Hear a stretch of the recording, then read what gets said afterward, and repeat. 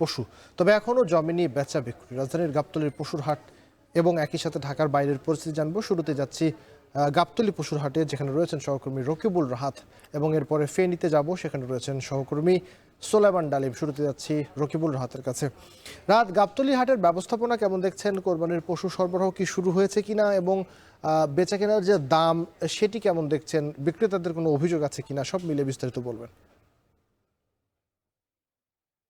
আবির, গাবতলীতে যেহেতু ঢাকা উত্তর সিটি কর্পোরেশনের পক্ষ থেকে স্থায়ী হাট রয়েছে একটি, সেক্ষেত্রে কিন্তু এখানকার ব্যবস্থাপনা আমরা দেখি সবসময় ভালো, এবং গাবতলী হাটেও পশু আসা মূলত শুরু করেছে। এখানে মূলত স্থায়ী যে জায়গাটি রয়েছে সেই জায়গাগুলোতে কিন্তু ইতিমধ্যে আমরা দেখছি যে প্রতিটি শেডেই পর্যাপ্ত পরিমাণে পশু রয়েছে। তবে অস্থায়ী যে জায়গাটি, সেই জায়গাটিতে কিন্তু আমরা দেখছি যে এখন পর্যন্ত যে নির্মাণ কাজ, অর্থাৎ বাঁশের খুঁটি থেকে শুরু করে তাঁবু টাঙানো, অন্যান্য যে কার্যবলীগুলো রয়েছে সেই কাজগুলোই কিন্তু করা হচ্ছে। তবে গাবতলীতে এসে আমরা দুই একজন ক্রেতার দেখাও পাচ্ছি, অর্থাৎ যারা একটু আগে ভাগে মূলত তাদের কুরবানির পশু কিনতে চান তাদেরও কিন্তু আমরা এখানে দেখা পাচ্ছি। এবং মূলত এখন যারা আসছেন, ক্রেতা আসছেন, পাশাপাশি দর্শনার্থী আসছেন, তবে বিক্রেতারা বলছেন সেটি একদমই কম। যেহেতু এখন পর্যন্ত কুরবানির এক সপ্তাহের মতো বাকি আছে, সেক্ষেত্রে কিন্তু পশু বেচা বিক্রি এখন পর্যন্ত জমে ওঠেনি। যদিও যারা বিক্রেতা এখানে এসেছেন, ব্যাপারীরা যারা আছেন, তারা বলছেন যে তারা আরও কয়েকদিন আগেই কিন্তু তারা ঢাকায় এসেছেন তাদের যে পশুগুলো রয়েছে বিক্রির উদ্দেশ্যে, যে পশুগুলো রয়েছে সেই পশুগুলো নিয়ে। তবে আমরা দেখছিলাম একটু আগেই এখানে একটি গরুর দাম করা হচ্ছিল মূলত, অর্থাৎ একজন ক্রেতা আসছিল। তবে বরাবরের মতোই কিন্তু আমরা দেখছিলাম যে যারা ক্রেতা রয়েছেন, ক্রেতারা বলছেন যে এবার পশুর দাম বেশি, এবং বিক্রেতারা বলছেন যে যেহেতু গোখাদ্য সহ অন্যান্য জিনিসপত্রের দাম বেশি, সেক্ষেত্রে কিন্তু তাদের পশুর দাম কিছুটা বেড়ে গেছে বলে কিন্তু তারা জানাচ্ছিলেন। তবে যারা এখানে এখন পর্যন্ত এখানে আসছেন, গাবতলী পশুরহাটে যারা আসছেন, তারা বলছেন যে তারা মূলত দেখতেই এসেছেন, যেহেতু এখন পর্যন্ত কুরবানির বেশ কয়েকদিন বাকি, কুরবানির দু একদিন আগে হয়তো বা তারা তাদের যে কুরবানির পশু রয়েছে সেই পশু কিনবেন। তার আগে তারা মূলত রাজধানীর গাবতলী হাট থেকে অন্যান্য যে মোট 21টি যে হাট রয়েছে সেগুলোতে তারা তাদের পছন্দের পশুগুলো মূলত দেখতে যাচ্ছেন। এই ছিল রাজধানীর গাবতলী হাট থেকে আমার কাছে সবশেষ। আবির, রাজধানী থেকে আমরা এবার ফেনীতে যাচ্ছি, সেখানে রয়েছেন সহকর্মী সোলাইমান ডালিম। ডালিম, জানাবেন ফেনীতে পশুর হাট জমে উঠেছে কিনা, বেচা বিক্রি কেমন চলছে, এবং পশুর দর জানাবেন। বিক্রেতাদের কোনো অভিযোগ আছে কিনা, কি বলছে তারা? ঈদুল আজহার আরো 6 দিনের মতো বাকি রয়েছে।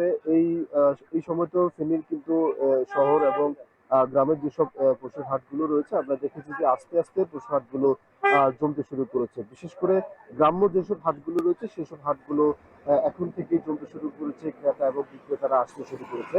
আজকে আমরা এখন আছি ফেনী সদর উপজেলার বেরুলি বাজার, এখানে একটি গ্রাম্য হাটে। এই হাটটি মূলত এখানকার একটি শিক্ষা প্রতিষ্ঠান পরিচালনা করছে।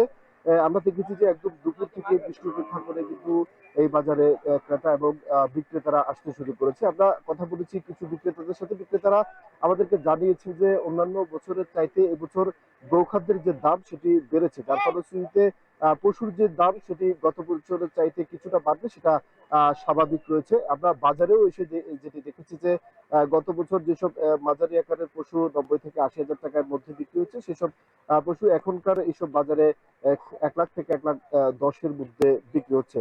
আমরা কথা বলেছি ক্রেতাদের সাথে। ক্রেতারা বলেছেন যে গত বছর পশুর যে দাম ছিল সেই দাম থেকে কিছুটা বেশি মনে হচ্ছে এবছর বাজারে।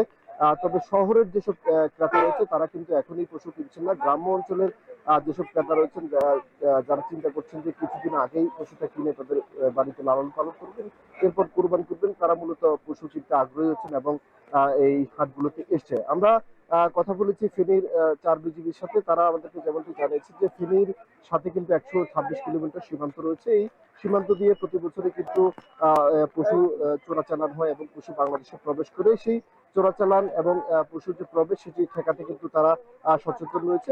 তারা আমাদেরকে জানিয়েছেন যে ফেনীর সীমান্ত দিয়ে গত 3 মাসে 1 কোটি টাকার বেশি গবাদি পশু কিন্তু তারা জব্দ করেছেন। সব মিলিয়ে ফেনীর যে সীমান্ত এবং ফেনীর যে পশুরা সেগুলো কিন্তু আস্তে আস্তে জমতে শুরু করেছে। এই ছিল ফেনীর সদর উপজেলার বিরুলি বাজার থেকে আমাদের কাছে পশুর বাজারের খবরের সর্বশেষ। ঢাকা এবং ঢাকার বাইরের কোরবানির হাটগুলোতে পশু আসতে শুরু করেছে, তার খবর জানছিলাম। থেকে মাত্র কয়েক মিনিটের পথ, স্বপ্ননিবাস আবাসন প্রকল্প।